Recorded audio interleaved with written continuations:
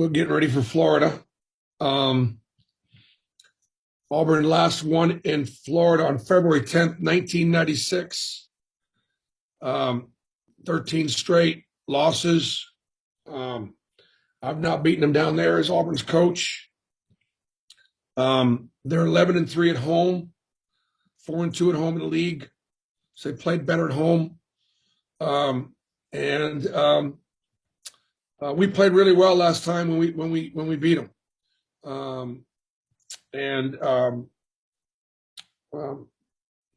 But it was a close game. It was probably about 5 minutes left to go in the game, 4 or 5 minutes left to go in the game. It was a 1 or 2 possession game. I thought Florida played really well as well. I mean, I thought they came in. Castleton played really well. Appleby played really well. Myron Jones shot it really well, and he's a really good 3-point shooter. So, once again, we have an issue. We sent Florida to the line 28 times at our place. And we, obviously sent Vanderbilt to the line 32 times in Auburn Arena. So we've got to find a way to defend without fouling. And most of the fouls are coming from our guards. So we got to defend without fouling. I look at this game as on the bubble, and I think we need to win to win. We need to win if we're going to win the SEC championship. I think Tennessee and Kentucky are obviously right there, and we've still got to go to Knoxville. We've got to go to Starkville, and we got Ole Miss and South Carolina coming home. So this is an important opportunity for us. All right, question from Ben at Durando.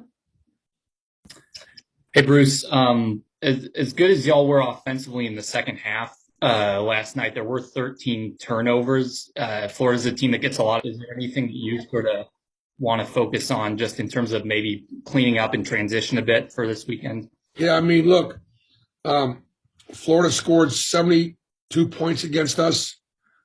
22 were off of our turnovers, and 21 were off of their offensive rebounds. So like 42 or 43 points came with their offensive rebounding and our turnovers. So, yes, we absolutely need to take care of the basketball. And we've turned the ball over a lot at Florida. They do a good job of pressing and speeding you up, and they play with a lot of obviously, fly around a lot at home, play really hard. And obviously, I mean, this is a huge, game, for Florida to get back into the race. They don't forget, they've got some high quality non-conference wins. They've got a great win over Ohio State in the non-conference, and they've got a schedule remaining that gives them the opportunity to get in this thing with a couple of wins, Auburn included. All right, next question from Justin Hokanson. Hey, Bruce. You kind of hit on the fouling, kind of the foul situation. What do you sort of make of it? You kind of mentioned the guards maybe fouling too much. Does officiating change as you get into the season? Is it just? I mean, what's kind of prompted maybe the last 4, 5, 6 games of kind of a high number of fouls and free throws? Well, the other team. like let's just say, take my best defender, Zep. He's got to play aggressively without fouling, and fouls are errors, and so Zep does a great job, and I love how hard he plays. You just got to sometimes not bail the offense out by fouling. In other words, you may be driving them into a difficult shot. You're challenging them, but they're going to get a shot off. Just let the officials see your hands and be vertical and, kind of like defend like Walker Kessler defends. Defend on the perimeter like Walker Kessler defends at the rim. He has his space. He's vertical. And if you're patient with him, he's easy to officiate because you see where he's at. Now, it happens a lot faster when you're talking with smaller, quicker guards that are really handsy. And guards are pretty good in our league throwing their head back. Next question from Mark Murphy. Yeah, Bruce, can you talk about the matchup for Walker and for Dylan Cardwell against Castleton? Well, I think that together Walker and Dylan have been terrific. It's like together Jalen and Jabari have been terrific. At the 4 and the 5 spot, I don't know that anybody in the country has got better starters or better guys coming off the bench. And if you look at the productivity that we're getting out of that position, when I say productivity, I mean field goal percentage. And the field goal percentage of both Walker and Dylan, and the productivity of both Jalen and Jabari. Our matchups against Florida, that's who we're going to match up against. And so that's going to be our focus as opposed to any individual matchup. All right, question from Joseph Goodman. Hey, Bruce. Joseph? Hey, I had a couple questions. How many NBA scouts were there the other night? I don't know exactly, but we will rarely play without at least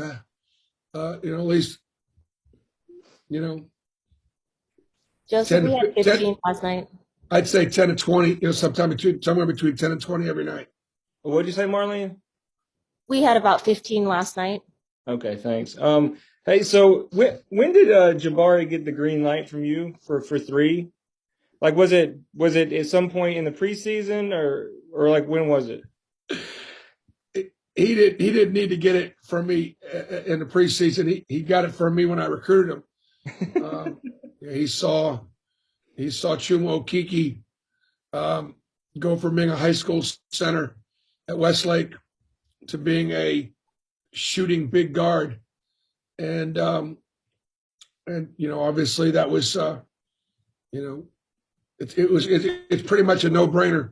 And I've always loved to invert my offense. In other words, I like my bigs facing and my guards playing inside, because it takes shot blockers and rebounders out away from the basket, and it helps guys get to the rim. And when you've got perimeter guys like we have that can shoot it and pass it, put it on the floor a little bit, I think it really helps your offense. The last question: what have you had to encourage him to shoot more? What has that process been like? I mean, I think everybody wants to talk about how many shots he's getting and whether he's getting enough shots or so on and so forth. I think what gets lost in that, unfortunately, is you got to take what the defense gives you. Last night, there was a couple transition opportunities. There were a few opportunities against the zone, a couple opportunities against some pressure. And we created some opportunities in our offense.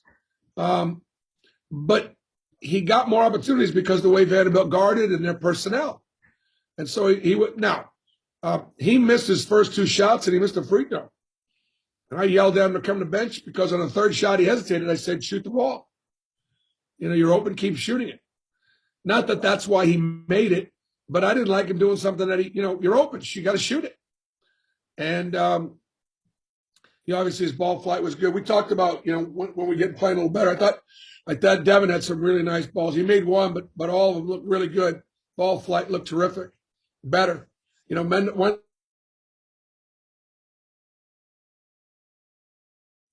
KD made one. So we definitely need to be shooting the ball a little better. And then a follow-up question from Bennett Rando. Yeah, Bruce, you're talking about the losing streak in Gainesville. A couple of those in your tenure have been like 20 or 30-point games. What do you remember from some of those? What makes it such a tough place to play? Well, thank you. I appreciate that you reminded me of that because I didn't remember that. In fact, Marlene, go give me the margins of those losses.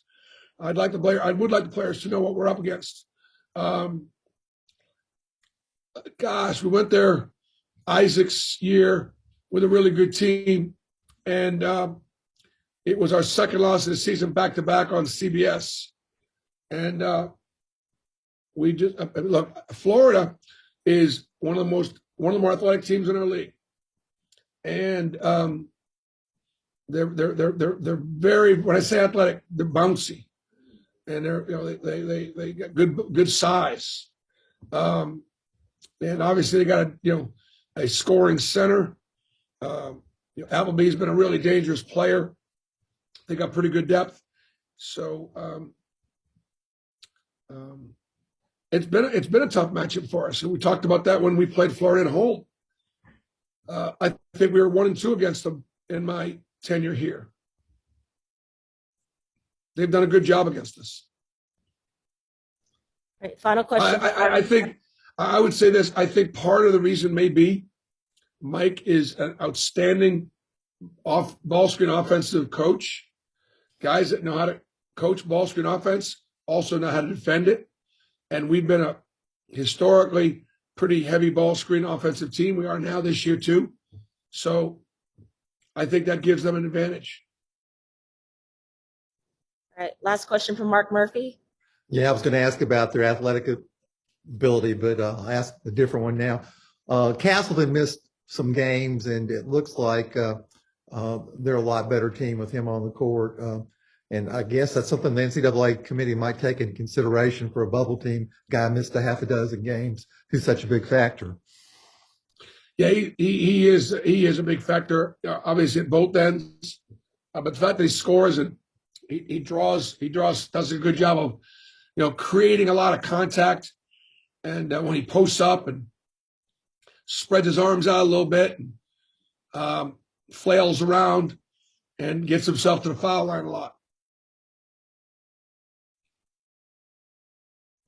All right, thanks, guys. Okay, guys, thank you.